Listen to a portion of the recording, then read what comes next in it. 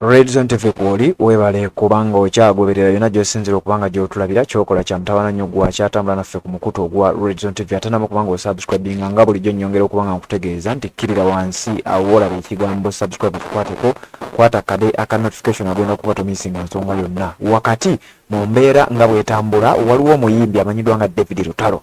David Lutalo yavaayo n'abako comments ze yakola ku ba foot soldier ku bantu abalwanirira enkyukakyuka ne bannayuganda ab'enjawulo abawulira nga bambi bandyagadde eggwanga lyabwe libeere nga likyuka ng'oba olyawo bwe bandibadde balyagala.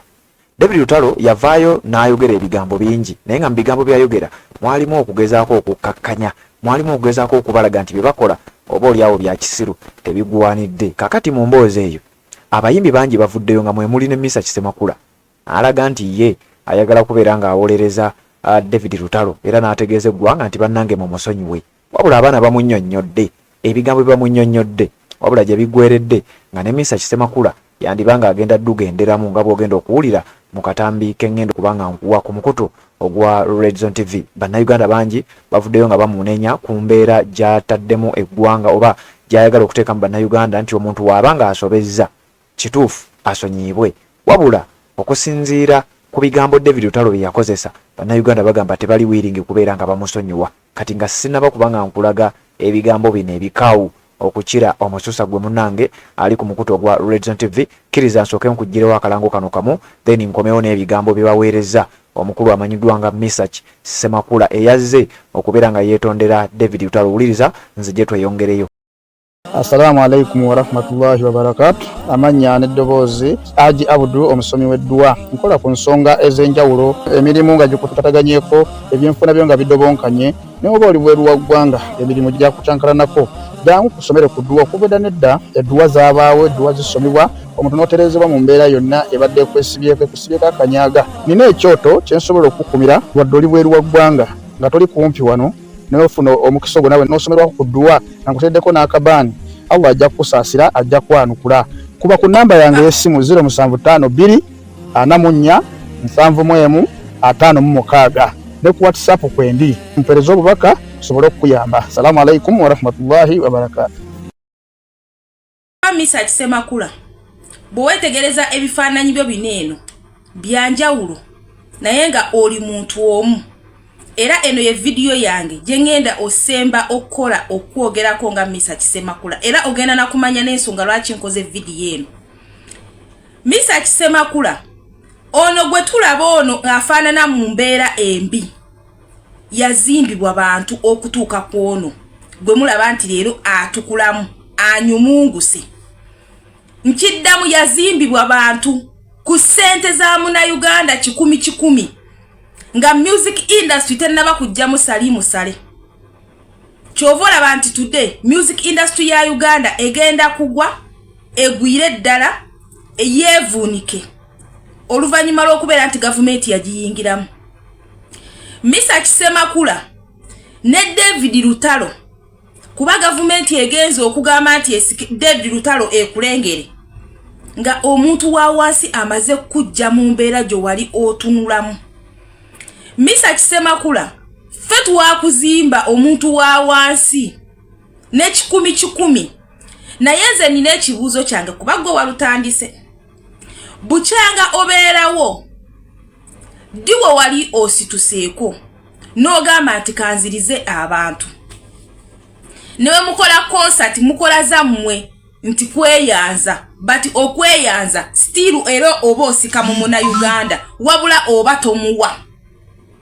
Okiwulira waligambye nti omuntu akola concert ogenda kweyanza ozzeeko eri abantu abakufudde ekyo kyoli naye kyo wakoze ekyomuwendo ennyo ng'okweyanza bannayuganda kukeera ku makya n'otunula mu kamera n'ogezaako okusaba Munnayuganda omuntu wa wansi David Lutalo gwe yagamba nti muli basiru mwe muliwo ku likes n'otutunuulira mu bwenyi n'otugamba nti tumusonyiwe naye ate nga David Lutalo akaseera ke yatuvumiramu video waziraba buli kimu wakiraba towasobola kumuyitanga gwe muyimbi munne okumugamba nti nno weetondere Bannayuganda naye ate okomawo mu kaseera k'okuba nti era mwagala mubakenenule bannansi ng'ovudde ne kwekyo nti mutuyise n'abasiru oba mubayisa abasiru. Era Omunnayuganda anagenda mu concert ya David Lutalo. Muleke bano musale basasulira tiketi ez'obwereere. Naye Omunnayuganda ategeera anagenda mu kivulu kya David Lutalo n'omuwa ssente, kimanye nti oli musiru. Si yenza abavumye. David Lutalo ye yababrandingako ekyo, yabagamba muli basiru. Ate nga naturally era mugenda kwolesa obusiru bwammwe singa mukeera ku makya ne mugenda mu kivulu kya David Lutalo.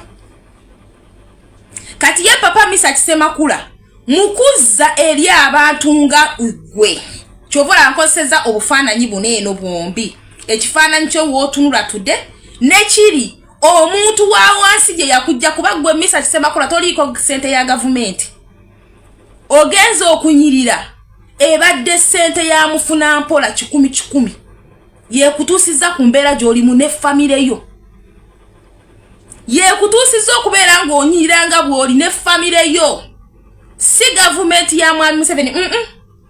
Mwatuguzanga ennyimba zammwe ne tuziwulirizanga mu matu ne tuzikubirako omuziki lwalaavu gye twalina gye muli, so si ssente ya gavumenti. Naye ate wemukeera ku makya ne mutuvolonga mu ttaka ne mutusiimulizaako ebisooto ne mumala ne mulowooza nti abantu be bamu be mwesiimulizaako ebisooto mugenda kukomawo era mubalinnyeko. Papa Miseach Ssemakula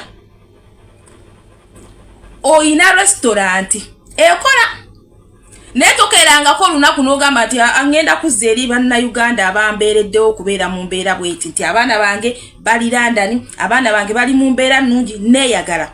Kale waakiri kampeeyo omwezi mulamba ngangaba free meal omuntu yenna asobola okwakisesinga restaurant yange weeri.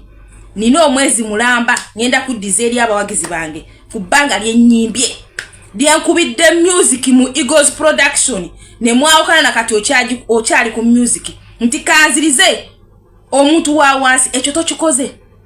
Naye ate ne mu mbeera gye tubaagaliramu nga mmwe abayimbi b'eggwanga abannansi be balabirako be beegomba oveeyo waakiri okoseeko ku ddoboozi lyo. Essaawa zino eno tuyina ensonga enkulu ennyo nga singa kituuka ekiseera ne bayisa nti president bamulondera mu parliament n'omuntu wa wansi gw'oyagala akuwenga 10 ajja kuba takyasobola kikuwa kuba bingi bigenda tujjibwako.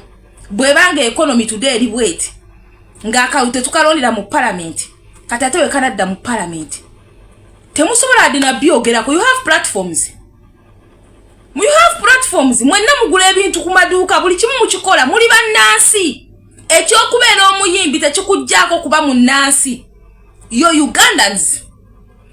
Uganda ebakakatibwako. Uganda eri part of you.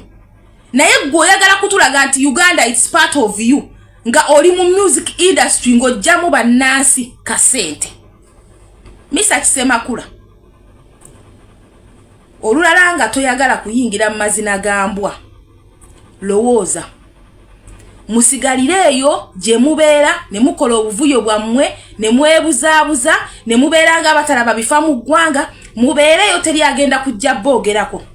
Era nze saali kwogeddeko singa towajjeyo kyenyi.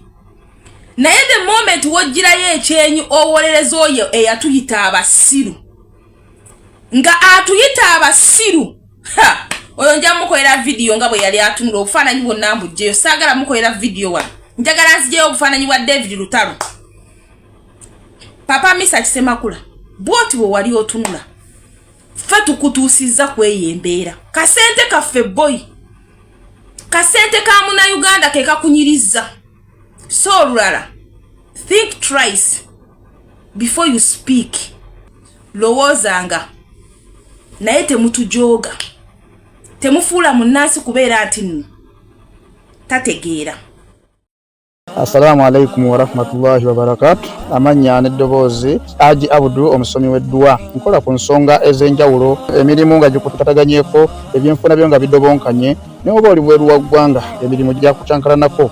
Jangu kusomere ku ddwa okuvudda nedda eddwa zaabaawo, eddwa zisomibwa omuntu n'otereezebwa mu mbeera yonna ebadde ekusibyeko akanyaaga. Nina ekyoto kye nsobola okukumira wadde oli bweru wa ggwanga nga toli kumpi wano nofuna omukisa ogwo nawe nosomerwa ku dua nakuteddeko n'akabaani Allah ajja kusaasira ajja kwanukula. Kuba ku namba yange y'essimu 0752 44 71 56 ne ku WhatsApp kwendi mpereza obubaka sobole okuyamba. Assalamu alaikum wa rahmatullahi wa barakatuh.